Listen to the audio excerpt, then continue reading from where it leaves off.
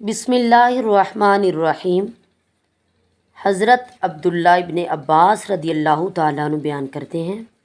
رسول اللہ صلی اللہ علیہ وسلم نے فرمایا، جو شخص بھوک میں مبتلا ہو یا کسی چیز کا ضرورت مند ہو اور اس نے اسے لوگوں سے چھپائے رکھا تو اللہ عز و جل پر حق ہے کہ وہ اسے سال بھر کے لیے رزق حلال عطا فرمائے۔ مشکوٰۃ المصابیح حدیث نمبر 5264۔ حضرت عبداللہ ابن عباس رضی اللہ تعالیٰ عنہ نبی کریم صلی اللہ علیہ وسلم سے روایت کرتے ہیں، آپ صلی اللہ علیہ وسلم نے ارشاد فرمایا،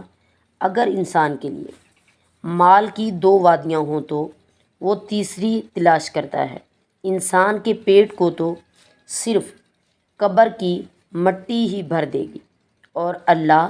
توبہ کرنے والے شخص کی توبہ قبول فرماتا ہے۔ مشکوٰۃ المصابیح حدیث نمبر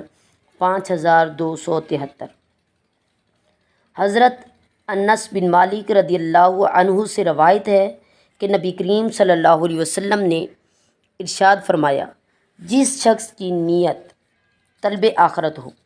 تو اللہ اس کے دل کو غنی کر دیتا ہے اور اس کے معاملے کو مجتمع فرما دیتا ہے اور دنیا ذلیل ہو کر اس کے پاس چلی آتی ہے، اور جس شخص کی نیت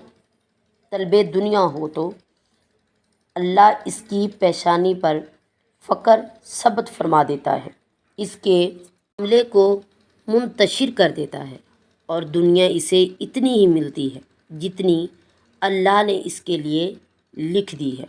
مشکوٰۃ المصابیح حدیث نمبر 5320۔